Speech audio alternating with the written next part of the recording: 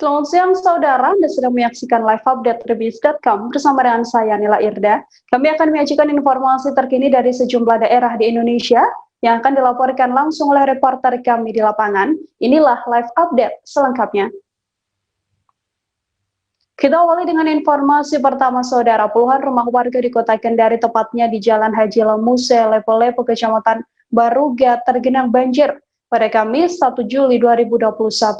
Akibatnya sekitar 78 rumah ikut terendam banjir setinggi lutut orang dewasa yang mengharuskan ratusan warga mengungsi. Banjir tersebut mulai menggenangi puluhan rumah sekitar pukul 3 waktu setempat. Akibat banjir tersebut 78 kartu keluarga ikut mengungsi di tenda pengungsian yang disediakan oleh Kemensos dan juga BNPB. Untuk mengetahui informasi selengkapnya tersambung bersama saya, wartawan Tribun News Ultra ada Husni di sana. Halo Husni, selamat siang. Ya, selamat siang Nila. Husni, bagaimana update terkini dan juga situasi serta kondisi terkini korban banjir tersebut? Ya, Nila, dapat saya kabarkan bahwa puluhan rumah warga tergenang banjir tepat di Jalan Haji Lamuse, Kelurahan Lepo-Lepo, Kecamatan Baruga, Kota Kendari, Sulawesi Tenggara. Update terkini yang dapat saya laporkan bahwa banjir telah merendam sekitar 80 rumah warga yang mengharuskan ratusan warga mengungsi di tenda-tenda pengungsian yang telah disediakan oleh Kementerian Sosial Republik Indonesia dan Badan Nasional Penanggulangan Bencana. Tampak juga dari pantauan kami di lapangan Nila bahwa banjir yang mengenangi puluhan rumah warga tersebut telah berangsur-angsur surut. Namun hal ini tidak dapat dipastikan Nila karena memang situasi curah hujan di Kota Kendari sejak kemarin hujan, kemudian sampai hingga pagi tadi juga Kota Kendari masih diguyur hujan. Hal ini juga dibenarkan oleh lurah setempat, oleh Ridwan Nurung, mengatakan bahwa banjir mungkin akan masih merendam sejumlah puluhan rumah warga karena luapan dari sungai yang berdekatan dengan pemukiman warga, kemudian dari sungai yang berasal dari Kabupaten Konawe Selatan. Seperti itu, Nila. Husni, untuk saat ini langkah apa yang telah dilakukan oleh pemerintah setempat terkait para korban yang tengah mengungsi ini? Ya, Nila, seperti yang tampak di belakang saya bahwa tenda-tenda pengungsian telah didirikan oleh Kementerian Sosial Republik Indonesia dan Badan Nasional Penanggulangan Bencana. Kemudian, ya, Nila. Iya, Husni. Ya, kemudian. Silakan dilanjutkan, Husni. Ya. Kami masih bisa menerima audio Anda dengan baik. Ya, Nila. Kemudian tampak juga sekitar 13 tenda pengungsian telah didirikan. Selanjutnya dari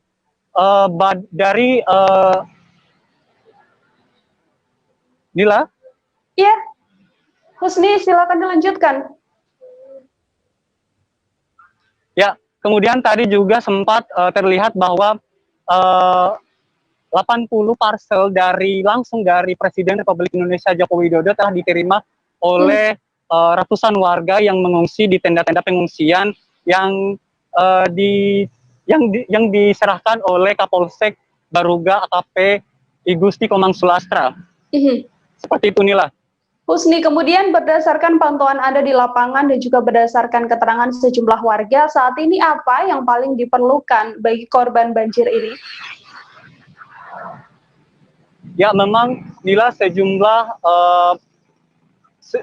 kebutuhan pangan telah disediakan oleh Kementerian Sosial Republik Indonesia dan Badan Nasional Penanggulangan Bencana. Namun hal itu masih dirasakan kurang oleh ratusan warga yang mengungsi di tenda-tenda pengungsian. Maka dapat saya informasikan Nila bahwa kemudian juga saya sempat berbincang-bincang dengan beberapa warga yang mengungsi di tenda-tenda pengungsian, mengatakan memang kebutuhan yang paling mendasar mereka inginkan ialah kebutuhan pangan. Demikian, Nila.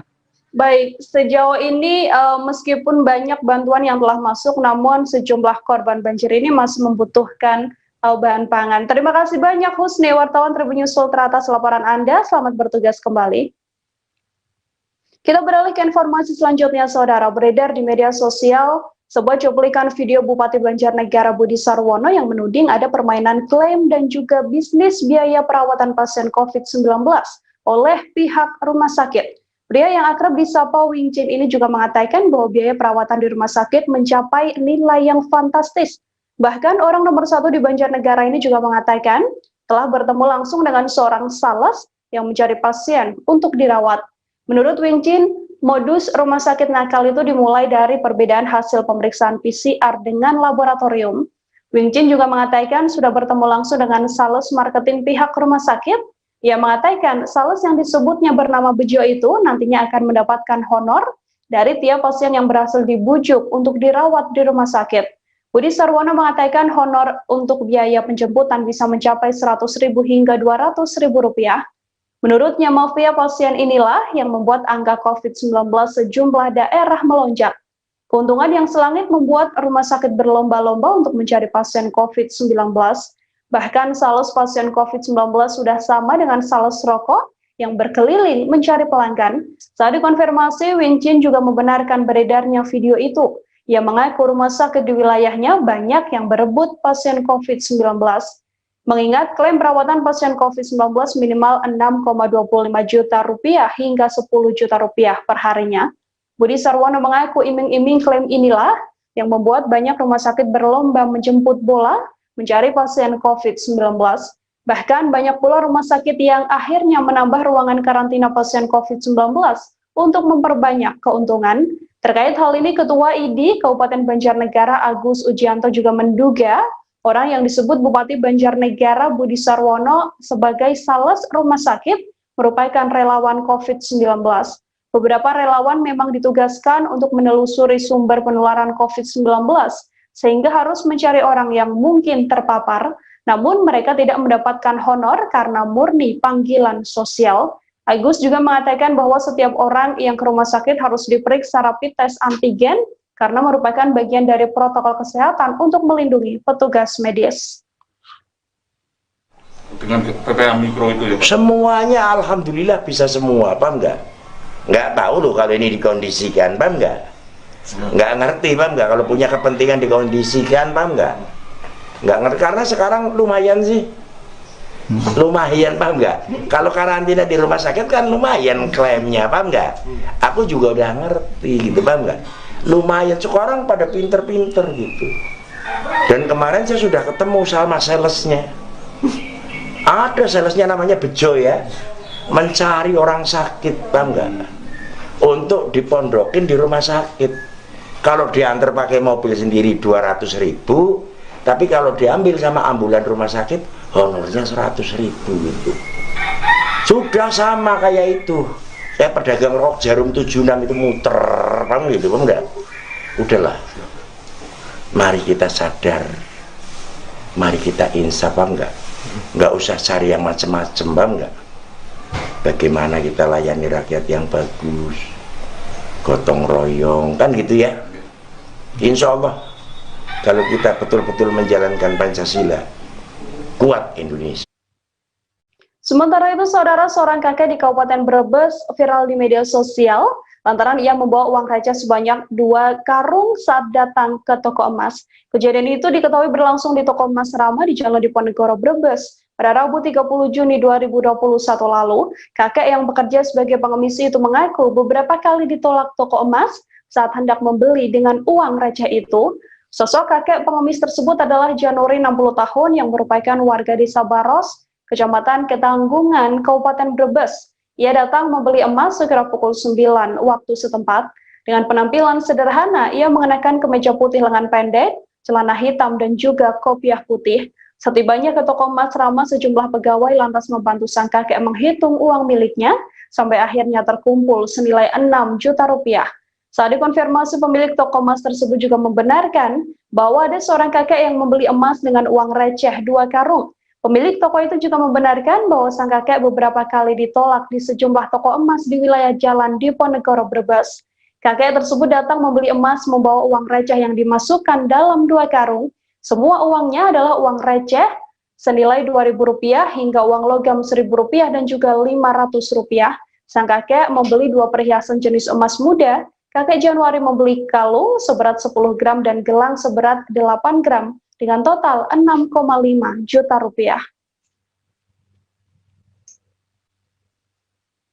Sementara itu, Tribuners, bocah 13 tahun bernama Arul Miftahul Huda menjadi sorotan karena ia kini menjadi ajudan dari Kapolres Tasikmalaya. Sosok Arul sebelumnya menjadi perhatian karena dianggap terlalu nakal dan tak lagi diterima di kampungnya. Arul dituding kerap mencuri hingga warga nekat mengusirnya. Buntut tudingan itu, Arul bahkan dilaporkan warga ke pihak kepolisian. Bukannya mendapatkan hukuman, Arul justru dibina agar mempunyai sikap yang lebih baik. Bocah 13 tahun ini lantas menjadi anak asuh di Polres Tasikmalaya untuk beberapa waktu. Ketika sudah dinilai sikapnya membaik, Arul dipulangkan pada orang tuanya. Namun Arul menolak dan memilih untuk tetap tinggal di Mapolres. Keinginan Arul pun ditanggapi positif oleh Kapolres AKBP Rimsyah Tono. Ia memutuskan Arul menjadi anak asuh Polres yang dipimpinnya dan menjadi ajudan sang Kapolres. Saat apel pagi pada Senin lalu, Arul juga terlihat mendampingi sang Kapolres dan menjadi ajudan pemegang naskah sambutan Kapolres. Ketika bertugas, Arul mengenakan pakaian koko putih, celana hitam, dan juga berpeci. Saat bertugas, ia juga memperlihatkan sikap sempurna seorang ajudan. Saya betah di sini. Kenapa betahnya? Semua orang bagus-bagus. Baik-baik. Baik-baik. Polisinya baik-baiknya suka ngapain aja? Saya di sini suka dikasih uang, Terus? suka dikasih makan. Kenapa ada yang nggak mau pulang ke rumah alasannya? Nggak mau. Kenapa? Di rumah jahat-jahat semua. Nah, jahat kenapa? Nggak boleh pulang ke sana adanya. Gitu. Tapi sama ibu sama bapak kangen nggak? Kangen. Kangen. Suka kesini ibu sama bapak? Suka. Kami akan kembali seusai jeda dengan beragam informasi lainnya. Saudara tetap di Live Update. Oke, apa kabar Bang Aris di sini untuk strateginya? Kalau saya sendiri di Jumip 37 ini yang semalam baru mulai, saya udah sebenarnya aku nggak ngerasa itu penangkapan atau penggerbegan atau apapun itu, karena gini loh, posisinya aku Kriteria. Jadi kita mengenal disebut dengan stroke yang tidak berdarah dengan stroke yang berdarah. Stroke yang tidak berdarah itu biasanya ditandai dengan adanya penyumbatan. Kalau itu terjadi di sini mungkin pikirnya tidak ke situ kali ya, tapi kalau di Korea atau di Kamboja itu ada beberapa paper yang saya itu mas, ya dulunya tukang koran. Oh gitu ya, Tukang koran. Ya, saya baca itu Pak. Tuh kan, pernah baca kan? Ya. Jadi kalau saya jadi tanggal, itu udah bersyukur banget. Si anak ini dijadikan sebagai tersangka begitu. Ya, kalau ini kita bicara yang di luar kasus Situbondo ya. Dikenal dengan nama hujan shower, di mana terdapat batas jelas antara daerah hujan dan tidak hujan yang biasanya terjadi pada fase awal mature stage atau tahap berbahaya dewasa. itu Kang. Jadi mulai artinya terjadinya perlembekan. Nah itu untuk penetrasi akan sulit gitu ya. Dok saya ini menurut saya memang tidak mudah, bukan urusan tanah diambil. Kalau misalnya Amerika Serikat sekarang, Rasulullah mengatakan dalam sebuah hadis bahwa berpuasa di 6 hari Syawal itu. Oke, apa kabar Bang Aris di sini untuk strateginya? Kalau saya sendiri di Jumip 37 ini yang semalam baru mulai, saya udah pasti. sebenarnya aku nggak ngerasa itu penangkapan atau penggerbegan atau apapun itu, karena gini loh, posisinya aku Kriteria. Jadi kita mengenal disebut dengan stroke yang tidak berdarah dengan stroke yang berdarah. Stroke yang tidak berdarah itu biasanya ditandai dengan adanya penyumbatan. Kalau itu terjadi di sini mungkin pikirnya tidak ke situ kali ya, tapi kalau di Korea atau di Kamboja itu ada beberapa paper yang saya itu mas, ya dulunya tukang koran. Oh gitu ya, Tukang koran. Ya, saya baca itu Pak. Tuh kan, pernah baca kan? Ya. Jadi kalau saya jadi tanggal, itu udah bersyukur banget. Si anak ini dijadikan sebagai tersangka begitu. Ya, kalau ini kita bicara yang di luar kasus Sibolombo ya. Dengan nama hujan shower, di mana terdapat batas jelas antara daerah hujan dan tidak hujan yang biasanya terjadi pada fase awal mature stage atau tahap Berbahaya dewasa. itu Kang. Jadi mulai artinya terjadinya perlempekan. Nah itu untuk penetrasi akan sulit begitu ya. Dok, saya ini menurut saya memang tidak mudah, bukan urusan tanah diambil. Kalau misalnya Amerika Serikat sekarang, Rasulullah mengatakan dalam sebuah hadis bahwa berpuasa di 6 hari Syawal itu. Oke, apa kabar Bang Arifki di sini untuk strateginya? Kalau saya sendiri di Jumit 37 ini yang semalam baru mulai, saya udah sebenarnya aku nggak ngerasa itu penangkapan atau penggerebegan atau apapun itu, karena gini loh, posisinya aku kriteria. Jadi kita mengenal disebut dengan stroke yang tidak berdarah dengan stroke yang berdarah. Stroke yang tidak berdarah itu biasanya ditandai dengan adanya penyumbatan. Kalau itu terjadi di sini mungkin pikirnya tidak ke situ kali ya, tapi kalau di Korea atau di Kamboja itu ada beberapa paper yang saya itu mas, ya dulunya tukang koran. Oh gitu ya, Tukang koran. Ya, saya baca itu, Pak. Tuh kan pernah baca kan? Ya. Jadi kalau saya jadi pangdam itu udah bersyukur banget.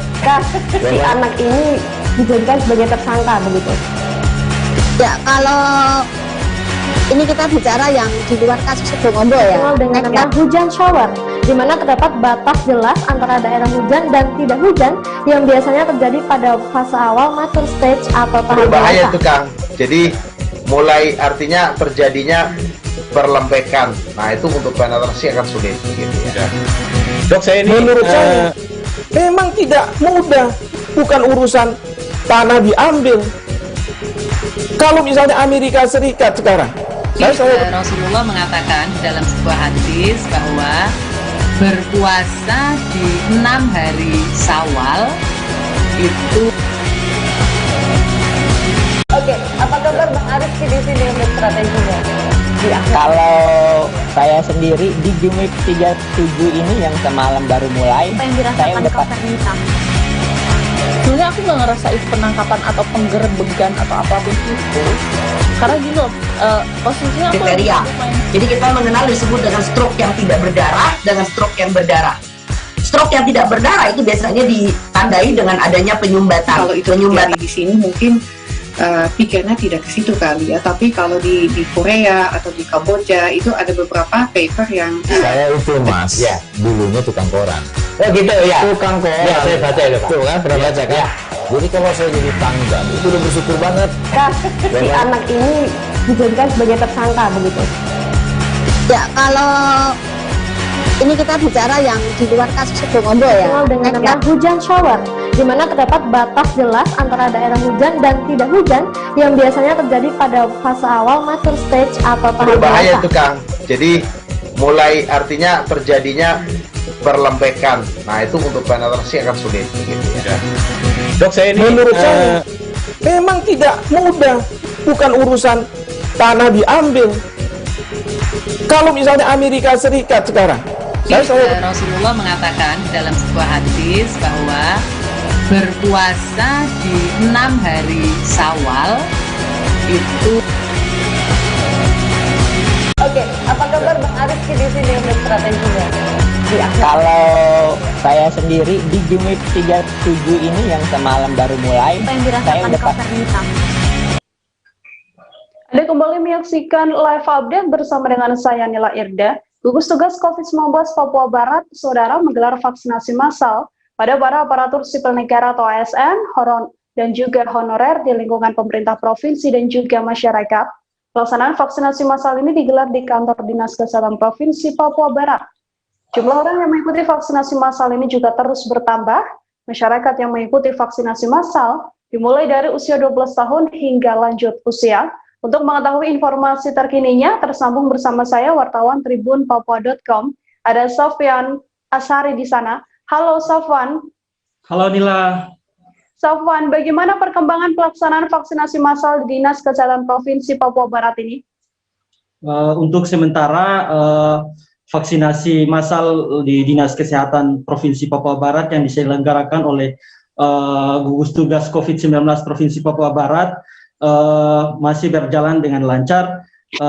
Dari pagi hingga siang tadi terpantau masyarakat dan juga ASN termasuk honorer di lingkup Provinsi Papua Barat sangat antusias untuk mengikuti vaksinasi yang diselenggarakan di Dinas Kesehatan Provinsi Papua Barat. Sofwan, berapa target pada pelaksanaan vaksinasi massal yang digelar hari ini?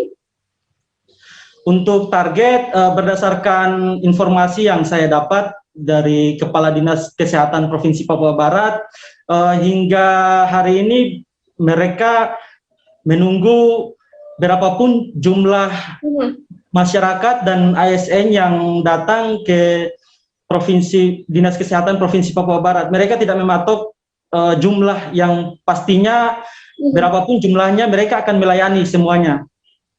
Lalu ada berapa petugas yang kemudian diturunkan untuk pelaksanaan vaksinasi massal kali ini? Untuk petugas yang diturunkan sekitar 60 petugas yang terdiri dari KKP, Dinas Kesehatan, termasuk unsur TNI Polri, dan juga puskesmas di lingkup Kabupaten Manokwari sendiri. Lalu Sofwan, bisa dijelaskan untuk kondisi terkini COVID-19 di Papua Barat sendiri seperti apa? Untuk kondisi terkini di COVID-19 di Provinsi Papua Barat sendiri sudah mulai mengalami kenaikan. Hingga hari ini capaian untuk Provinsi Papua Barat sendiri, kasus aktif di Provinsi Papua Barat sudah mencapai 1.229 kasus. Sementara di Kabupaten Manokwari sendiri sudah mencapai 664 kasus. Untuk Kabupaten Manokwari sendiri ini, dia menduduki urutan pertama di Provinsi Papua Barat dengan jumlah kasus yang paling tertinggi. Menurut informasi yang saya dapat juga, di beberapa pelayanan untuk khusus pasien COVID sudah membatasi pasien yang masuk di ruangan, seperti Rumah Sakit RSUD Selebi Solo dan juga RSUD Provinsi Papua Barat hingga hari ini sudah membatasi pasien yang masuk. Baik, terima kasih banyak wartawan tribunpapua.com, ada Sofwan Asari di sana. Selamat bertugas kembali, Sofwan, melaporkan terkait pelaksanaan vaksinasi massal di Dinas Kesehatan Provinsi Papua Barat. Kita beralih ke informasi selanjutnya, Saudara. Kebakaran hebat terjadi di kawasan Kampung Wisata Kelurahan Laksamana, Kecamatan Dumai Kota pada Kamis 1 Juli lalu. 7 unit rumah dan 1 masjid hangus dalam kebakaran ini. Api diduga berasal dari salah satu rumah yang terbakar dengan cepat merambat ke bangunan sekitar yang letaknya berdempetan, bahkan api juga menjalar ke masjid di sekitaran perumahan tersebut. Beruntung pihak penanggulangan bencana daerah atau BPBD Kota Dumai cepat datang ke lokasi sehingga kebakaran tidak meluas ke bangunan lainnya. Untuk mengetahui bagaimana informasi terkininya, tersambung bersama saya wartawan Tribun Pekanbaru, ada Doni Kusuma Putra di sana. Halo Doni, selamat siang. Ya, Nila. Siang. Doni, untuk kronologi kebakaran yang sampai menghanguskan 7 unit rumah dan juga 1 masjid ini seperti apa informasinya? Ya, terima kasih Nila. Berdasarkan keterangan dari warga sekitar lokasi, yakni di Kampung Wisata, Kelurahan Laksamana dan Kecamatan Dumai Kota, bahwa kronologis kebakaran ini terjadi pada Kamis sore, itu sekitar pukul 15.00 atau juga bisa dikatakan 3 sore, di mana saat itu salah satu rumah yang berada di kawasan tersebut diduga mengalami korsleting listrik sehingga menimbulkan api karena bangunan yang berada di lokasi itu tersebut kebanyakan terbuat dari kayu. Api dengan cepat menjalar ke rumah-rumah yang berada di sekitar tersebut. Bahkan karena kondisinya juga berada di tepi laut atau tepi sungai, mengakibatkan angin menjadi kencang dan juga merambat ke masjid yang ada di lokasi tersebut. Namun dengan kesigapan dari pihak BPBD Kota Dumai yang langsung menerjunkan 4 mobil damkar dibantu dengan Pertamina, akhirnya api bisa dipadamkan walaupun akibat dari kebakaran tersebut menghanguskan 7 rumah yang memang kondisinya terbuat dari papan, dan juga 1 masjid yang kubahnya juga terbakar dan dengan kondisi sudah tidak bisa digunakan dan harus juga diperbaiki. Seperti itu, Nila. Doni, kemudian pada saat kebakaran terjadi ini bagaimana suasananya dan apakah korban yang menjadi korban dari kebakaran ini berhasil menyelamatkan barang-barang milik mereka? Ya, Nila, pada saat kondisi kebakaran yang memang api cepat menjalar ya, karena kondisi bangunan atau rekonstruksi dari bangunan tersebut merupakan kayu, jadi tidak banyak warga atau korban bisa menyelamatkan barang berharga miliknya, karena api dengan cepat membesar, maka warga pun ya ketakutan untuk menyelamatkan barang-barang berharga seperti uang, emas, dan bahkan tidak dapat menyelamatkan hewan peliharaan, bahkan ada yaitu kucing yang juga ikut menjadi korban dari kebakaran yang terjadi di Kota Dumai tersebut. Setelah kebakaran yang terjadi ini, bagaimana nasib korban yang terdampak kebakaran? Kemudian mereka diletakkan di mana mereka akan mengungsi? Ya, Nila, korban dari kebakaran ini memang lebih memilih tinggal di rumah kerabatnya yang memang tidak jauh dari lokasi, karena sejauh ini berdasarkan pantauan di lapangan itu tidak mendirikan tenda dan juga tidak mendirikan dapur umum bagi warga yang terkena dampak dari kebakaran tersebut, dan mereka lebih memilih ke rumah keluarga yang terdekat. Seperti itu, Nila. Doni, untuk penyebab kebakaran sendiri, apakah saat ini sudah bisa diketahui, termasuk dengan kerugian yang dialami para korban? Sejauh ini masih di dalam penyelidikan pihak Polres dan juga pendataan oleh pihak BPBD, namun ditaksir kerugian itu sekitar ratusan juta, rekan Nila. Sekitar ratusan juta rupiah, dan untuk penyebab kebakaran sendiri masih didalami oleh pihak kepolisian. Doni, apakah pemerintah setempat sudah menemui para korban kebakaran ini? Ya, Nila, tepat tadi pagi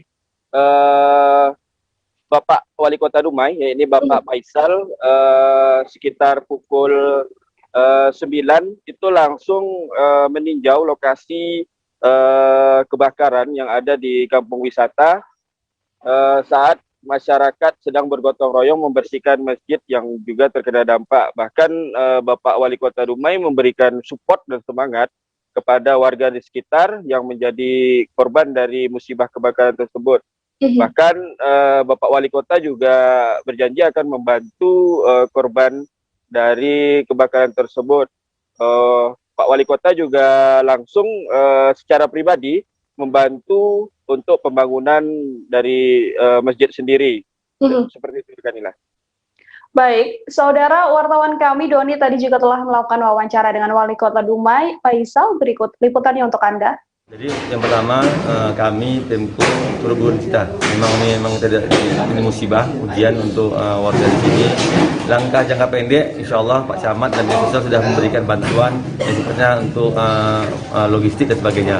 Yang kedua, alhamdulillah kami tadi dengan Pak Lurah untuk atap masjid, alhamdulillah sudah ada yang hamba Allah membantu. Dan insya Allah nanti dari pelapor dari kami, dari saya pribadi, nanti insya Allah yang lainnya rumah kami akan koordinasi dengan Perkim, tapi insya Allah nanti Pak Lurah Pak Camat mencek surat tanahnya.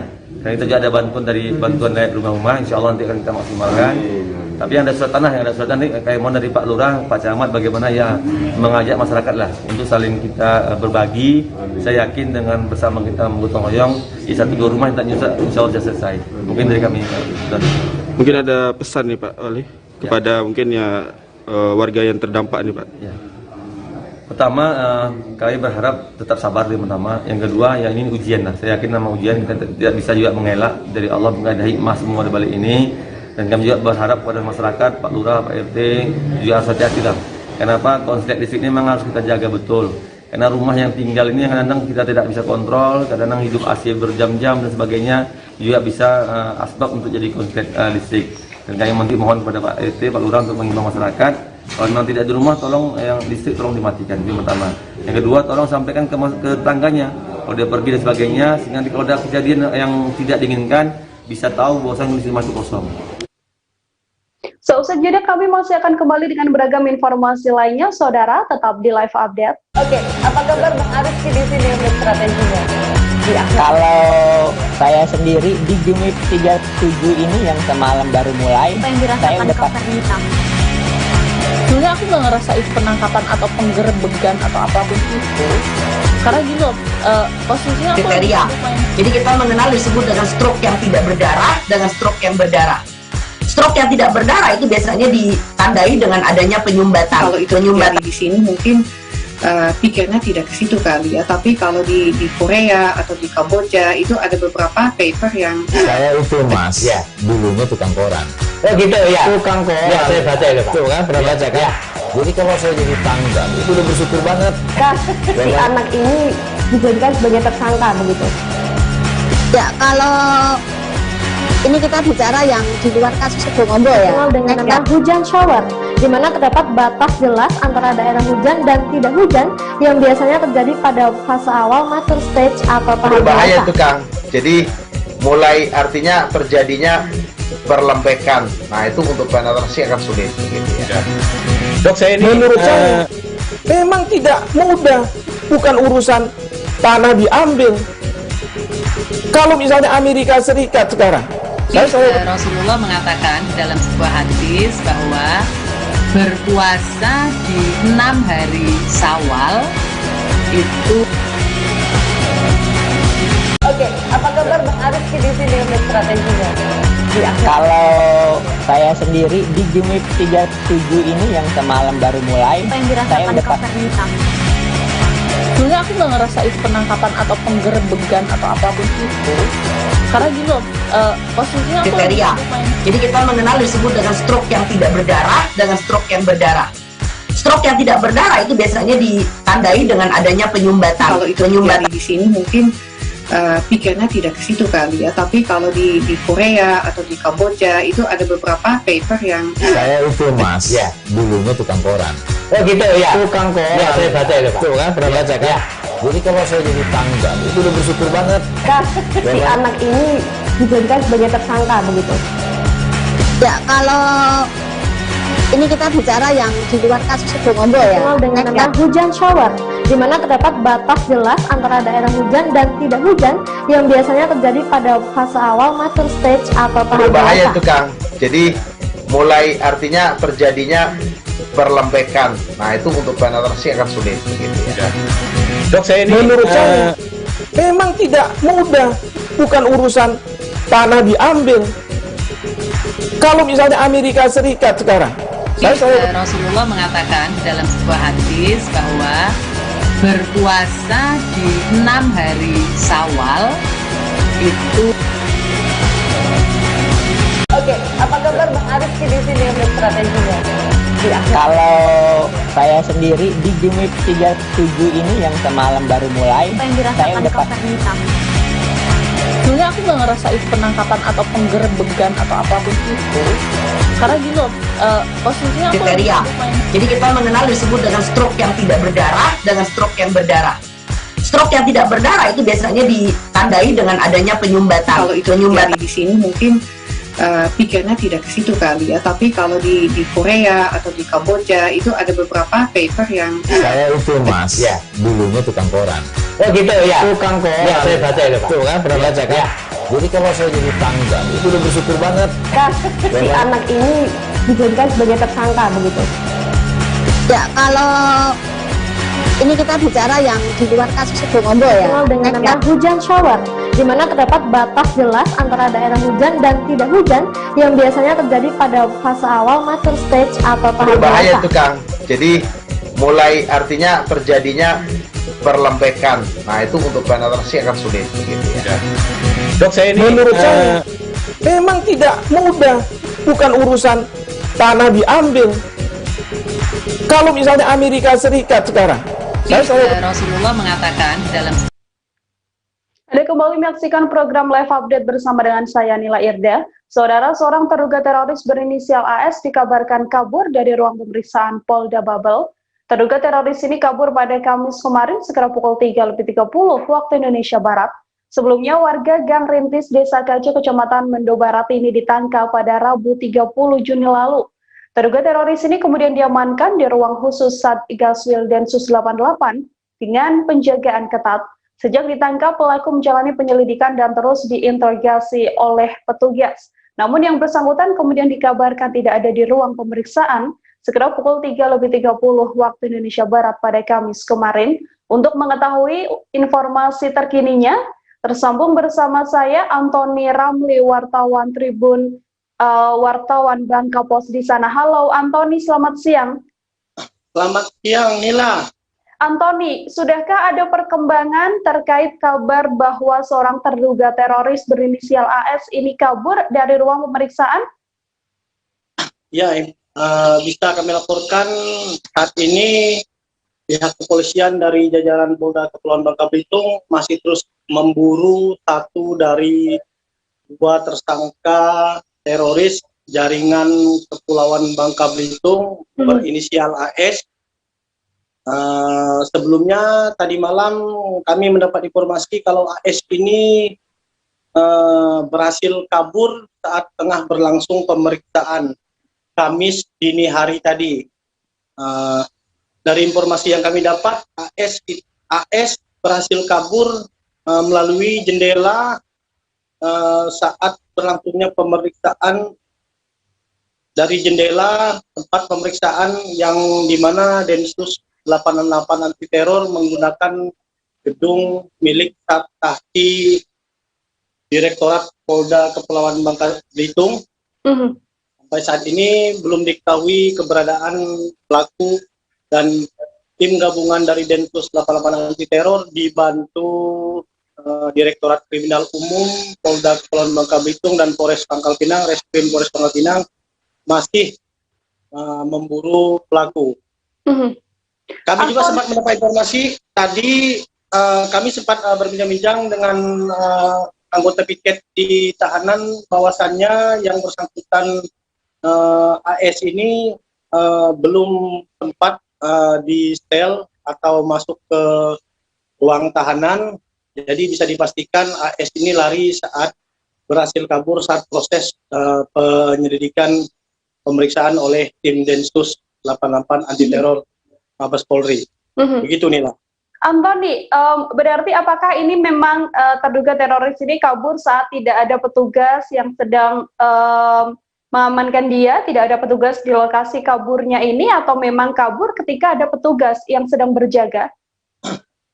Iya, tadi kami juga sempat mewawancarai Kapolda Kepulauan Bangka Belitung, Irjen Pol Anang Sarif Hidayat saat ini.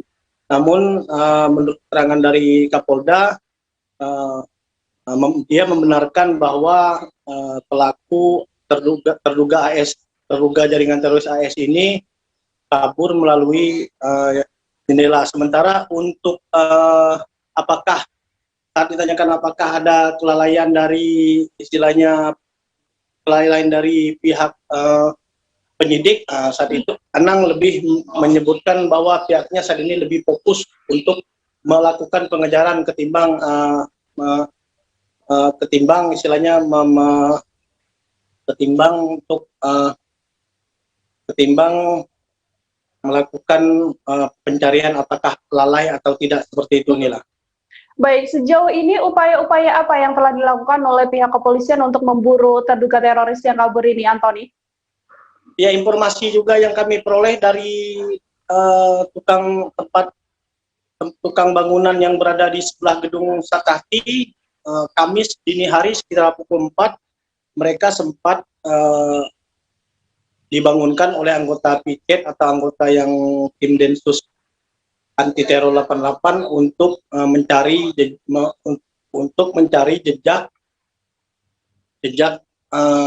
terduga teroris AS ini yang diprediksi kabur melalui jendela dan melompati pagar di samping gedung Sakti yang tengah dalam proses pembangunan seperti itu. Menurut keterangan Rojak, salah satu dari pekerja bangunan, mereka sempat dimintai polisi untuk meminjamkan sebuah center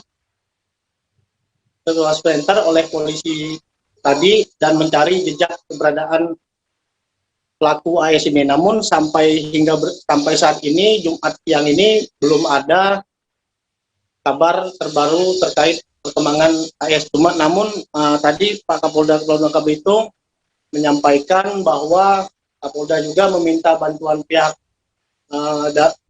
masyarakat untuk menyebarkan foto. Jadi tadi Kapolda juga telah menyampaikan rilis berupa foto terakhir terduga AS ini, dan Kapolda meminta agar masyarakat juga terus membantu pihak kepolisian untuk mencari informasi terkait keberadaan AS ini, dan jika ada yang menurut sesuai dengan ciri-ciri yang disampaikan, Kapolda meminta untuk melaporkan segera ke pihak kepolisian terdekat. Begitu Nila. Baik, saudara wartawan kami, Antoni tadi juga telah menghimpun wawancara dari pihak terkait. Berikut liputannya untuk Anda. Kejadian peristiwa penggeledahan kemarin, Pak. Oke. Awal mulanya aku tidak tahu. Awal mulanya tuh aku lagi bekerja, akhirnya ditelepon sama Pak Babin Kamtipmas, suruh merapat ke lokasi ke tempat saudara AS tadi. Aku tadi juga nggak nyangka sama sekali, nggak tanya kok ada tim dari Densus katanya dalam acara penggerbekan tersebut atas nama AS tadi. Oke. Nah Pak, perasaannya Pak setelah mengetahui bahwa saudara AS ini diduga terduga jaringan teroris, bagaimana Pak? Saya sangat nggak percaya saya. Sebabnya setauku dia tuh di rumah tuh sangat baik, terus orangnya juga bermasyarakat. Dia kegiatannya setiap hari itu pun aku pun tahu, dia kan memang jual air untuk Tekmon itu tadi. Makanya aku sangat nggak percaya sama sekali saya kalau hal ini terjadi untuk mereka. Kita beralih ke informasi selanjutnya. Kebakaran menghanguskan sebuah indekos yang ada di Kelurahan Ranai, Kota Kecamatan Bunguran Timur, Kabupaten Natuna, Kepulauan Riau pada Kamis kemarin. Beruntung kebakaran ini tidak memakan korban jiwa, namun kerugian material ditafsir mencapai puluhan juta rupiah. Dalam kebakaran ini, seorang ibu rumah tangga berhasil selamat dari luapan si jago merah setelah melompat dari jendela. Ia berhasil menyelamatkan sejumlah pakaian, dan setidaknya 2 mobil pemadam kebakaran diterjunkan untuk memadamkan api.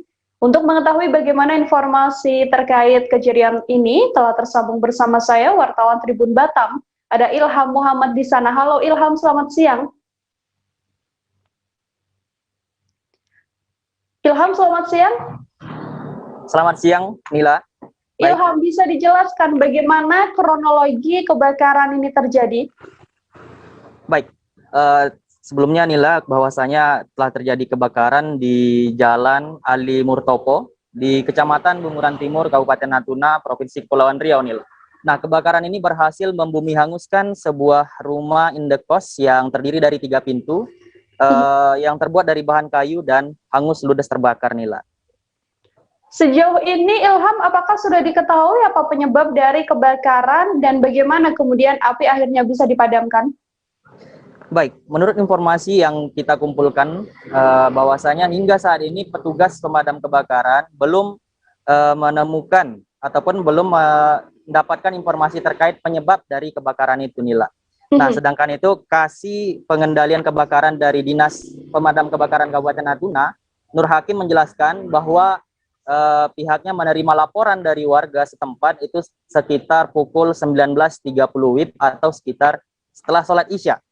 Nah, setelah itu pihaknya langsung mengerahkan tim pemadam kebakaran dan menuju ke lokasi beserta 2 unit mobil air ataupun mobil pemadam kebakaran, Nila. Kemudian Ilham, berdasarkan keterangan dari korban atau mungkin penghuni indekos yang menjadi korban dari kebakaran ini seperti apa? Baik, itu seperti kita ketahui bahwasanya rumah indekos ini terdiri dari 3 pintu, 2 diantaranya berisi dan 1 kosong. Nah, salah satu penghuni kos ini adalah Ibu Siti Aminah.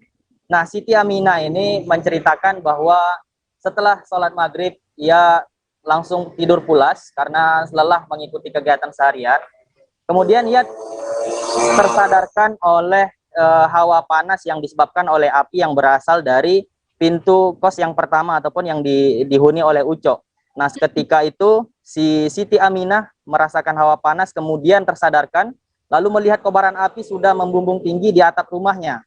Nah, seketika itu pun ia langsung tidak terpikirkan, langsung berusaha melarikan diri, dan dia hanya menemukan satu jalan, yaitu hanya tersedia jendela yang terbuka yang ada di kamarnya. Kemudian ia lompat melewati jendela itu, Nila. Apa saja kerugian yang disebabkan oleh kebakaran ini, Ilham? Apakah sudah ada informasi yang Anda dapatkan? Baik, Nila, terkait dengan kerugian hingga saat ini, yang jelas kerugian yang ditimbulkan tidak memakan korban jiwa, Nila, ya. Namun meskipun demikian, kerugian material mencapai puluhan juta.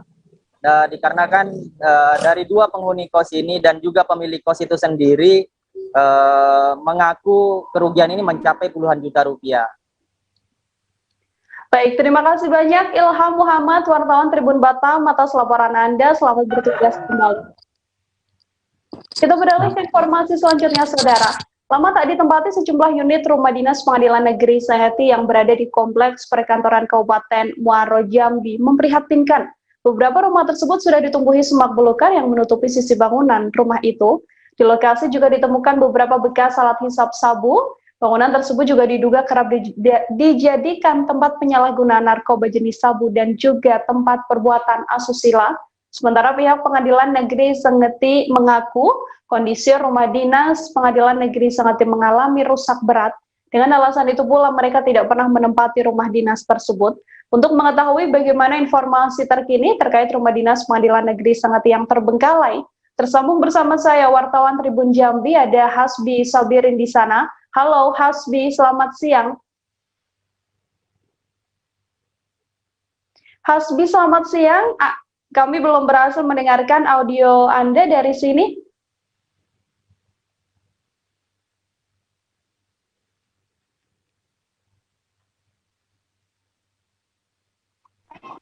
Halo, selamat siang Nila. Baik, Hasbi, selamat siang. Sudah bisa mendengarkan audio kami dengan baik ya?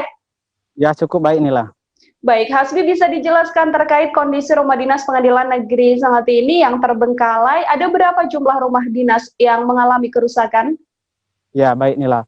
Ya, perlu kami sampaikan kepada pemirsa Tribunnews bahwa di Kabupaten Muaro Jambi terdapat 8 unit rumah dinas milik hakim Pengadilan Negeri Sengeti yang berada di Kabupaten Muaro Jambi. Tepatnya rumah dinas ini berada di samping rumah Wakil Bupati Muaro Jambi, yang mana 8 unit rumah ini telah mengalami kerusakan yang cukup parah. Dari 8 unit itu juga sudah lama tidak ditempati, dan kondisi rumah itu juga sangat memprihatinkan, begitu Nila. Hasbi, sudahkah ada tanggal pastinya sudah berapa lama rumah dinas Pengadilan Negeri Sengeti di Kabupaten Muaro Jambi ini sudah tidak ditempati? Ya, baik Nila. Berdasarkan informasi yang kami dapat, rumah dinas hakim di Pengadilan Negeri Sengeti itu sudah 5 tahun tidak ditempati. Ya, mereka beralasan tidak menempati rumah tersebut dengan kondisinya mengalami kerusakan yang cukup parah, Nila. Sudah 5 tahun tidak ditempati karena mengalami kerusakan yang cukup parah. Kemudian berdasarkan pantauan Anda di lapangan, mungkin bisa sedikit diceritakan bagaimana kondisi rumah dinas Pengadilan Negeri Sengeti ini yang ada di Kabupaten Muaro Jambi? Ya, baik Nila. Berdasarkan pantauan kita di lapangan, 8 unit rumah hakim di Pengadilan Negeri Sengeti itu memang sangat memprihatinkan. dengan kondisi rumahnya sudah rusak berat, itu berapa sisi bangunannya itu juga sudah ditumbuhi rumput-rumput liar.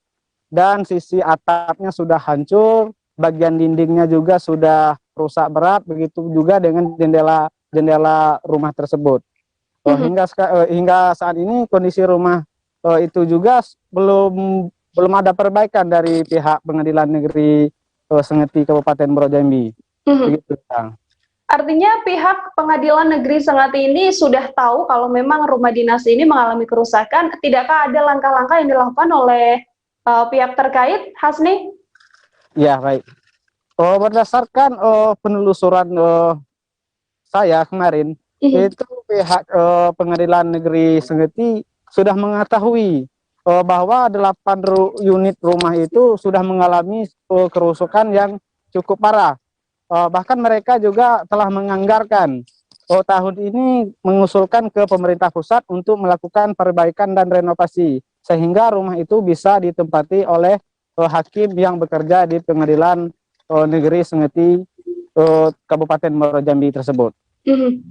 Baik, terima kasih banyak Hasbi Sabirin, wartawan Tribun Jambi atas laporan Anda. Selamat bertugas kembali. Kita jeda sejenak, saudara. Setelah ini masih akan ada informasi lainnya untuk Anda. Tetap di Live Update. Oke, apa kabar Bang Ariski di sini untuk strateginya? Kalau saya sendiri di Jumit 37 ini yang semalam baru mulai, saya udah Sebenarnya aku nggak ngerasa itu penangkapan atau penggerbegan atau apapun itu. Karena gini loh, posisinya aku kriteria. Jadi kita mengenal disebut dengan stroke yang tidak berdarah dengan stroke yang berdarah.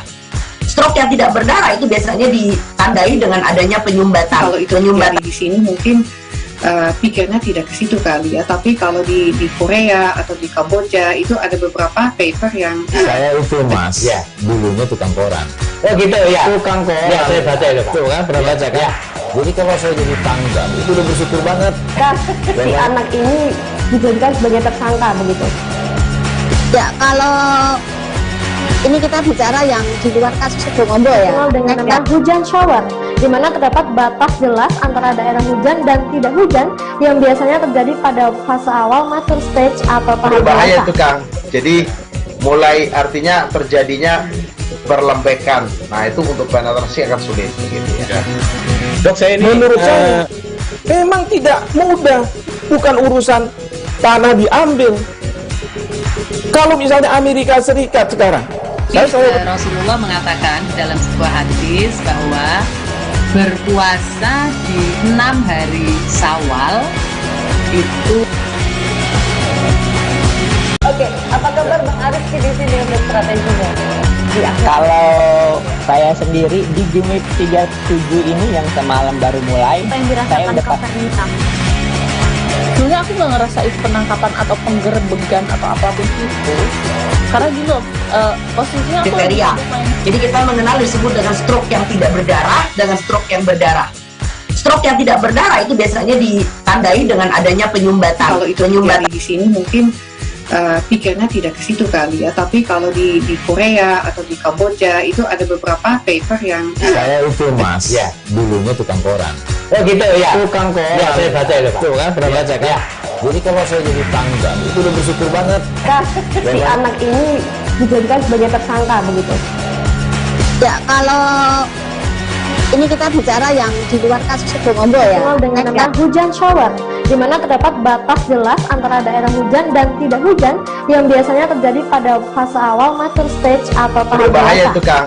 Jadi mulai artinya terjadinya perlembekan. Nah itu untuk penetrasi akan sulit begitu ya. Dok, saya ini menurut saya memang tidak mudah, bukan urusan tanah diambil. Kalau misalnya Amerika Serikat sekarang, Rasulullah mengatakan dalam sebuah hadis bahwa berpuasa di 6 hari Syawal itu. Oke, apa kabar Bang Ariski di sini untuk strateginya? Kalau saya sendiri di Jumit 37 ini yang semalam baru mulai, saya udah Sebenarnya aku nggak ngerasa itu penangkapan atau penggerbegan. Kembali bersama saya Nila Irde di program Live Update. Kita beralih ke informasi selanjutnya. Tenaga kesehatan di RSUD Banten mengaku belum menerima insentif saudara selama 9 bulan lamanya. Mereka mengaku merawat pasien COVID-19 pada awal 2020 lalu dan terakhir kali menerima insentif pada Oktober 2020. Tak hanya seorang tenaga medis, diduga hampir 100-an tenaga kesehatan di RSUD Banten belum menerima insentif mulai Oktober 2020 lalu. Bahkan insentif sebelumnya dari Kementerian Kesehatan dikatakan mereka besarannya tidak sesuai. Untuk mengetahui informasi terkininya, tersambung bersama saya wartawan. Halo Yanila.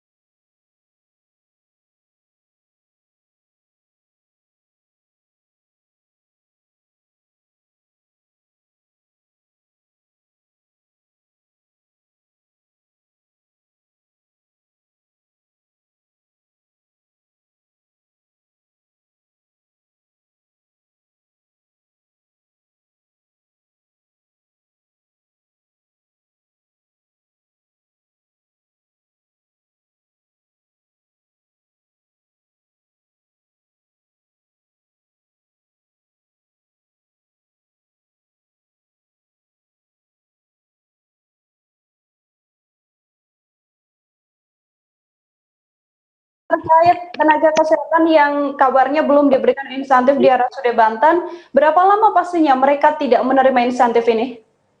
Iya Nila, menurut pengakuan salah satu seorang nakes di RSUD Banten, dia mengatakan bahwa tenaga kesehatan di RSUD Banten yang menangani COVID-19 ini sudah hampir 9 bulan belum menerima insentif, baik dari tenaga medisnya maupun dari para perawatnya juga.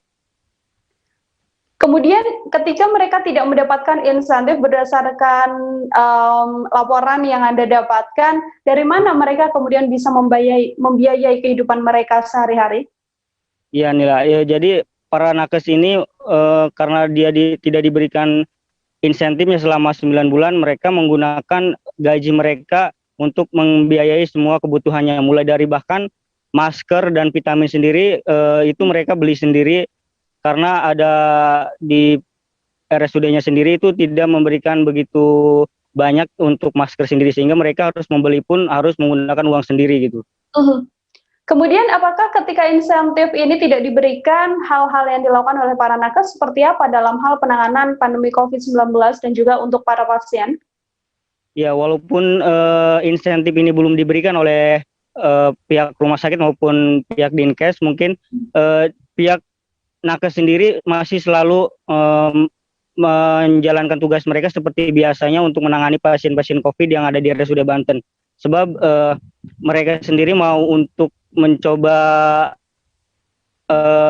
cuti pun mereka tidak bisa, sehingga mereka harus mau tidak mau harus menjalankan tugas itu seperti biasa. Dan bahkan sekarang ini di Banten sendiri pasien COVID sedang melonjaknya, sehingga kalau mereka tidak ada, pasiennya sendiri itu susah untuk ditangani, sebab nakes sendiri di Banten sendiri masih sedikit gitu. Apakah dari pihak nakes, sejumlah nakes yang belum mendapatkan insentif ini sudah berupaya untuk menanyakan atau upaya-upaya apa yang mereka lakukan untuk kembali bisa menerima insentif ini, Tajudin?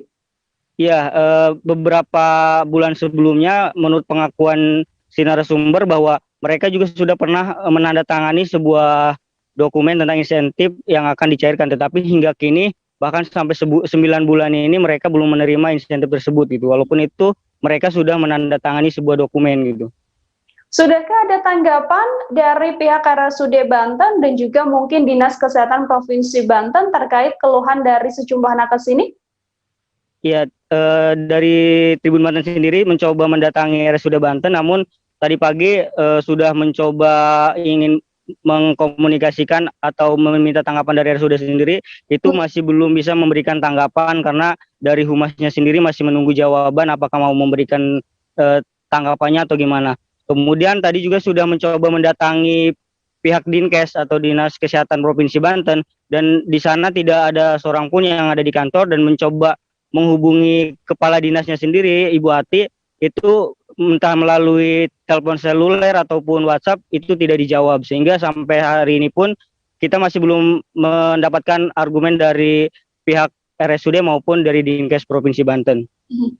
Ada berapa banyak, Tajudin, tenaga kesehatan di RSUD Banten sendiri yang belum menerima insentif bahkan sampai 9 bulan lamanya? Ya, menurut pengakuan si narasumber bahwa tenaga medis yang ada di RSUD Banten ini yang menangani pasien COVID ini cukup banyak, hampir 100 lebih, di mana itu terbagi di beberapa bagian, entah di red zone atau yellow, kemudian ada di ICU, HCU, dan bahkan ada di IGD. Kurang lebih itu hampir ada 100 lebihan katanya. Ada lebih dari 100 tenaga kesehatan belum menerima insentif. Kemudian apa harapan dari sejumlah tenaga kesehatan tersebut yang belum menerima insentif? Ya, untuk harapannya sendiri para nakes ini kan ini sudah berbulan-bulan. Mereka ingin agar insentif mereka atau hak mereka itu diberikan. Kalau bisa menurut pengakuan dia agar diberikannya itu secepatnya. Kenapa? Karena hal ini bukan hanya menjadi kebutuhan tetapi juga sebagai imun bagi para tenaga kesehatan, karena dengan insentif tersebut agar mereka ketika menjalankan pekerjaan ini bisa semangat gitu. Karena menurut informasi dari si narasumber bahwa beberapa temannya sendiri itu sudah tumbang atau sudah terkonfirmasi positif gitu. Baik, terima kasih banyak Tajudin, wartawan Tribun Banten, atas laporan Anda. Selamat bertugas kembali, Tajudin. Informasi tadi, saudara, sekaligus menutup perjumpaan kita dalam live update kali ini. Terus saksikan live update selanjutnya hanya di kanal YouTube tribunnews.com. Jangan lupa untuk terus disiplin menerapkan protokol kesehatan dimanapun Anda berada demi keselamatan diri Anda dan juga keluarga. Saya Nila Irda beserta kru yang bertugas pamit undur diri. Terima kasih dan sampai jumpa. Jangan lupa like, subscribe, dan share ya.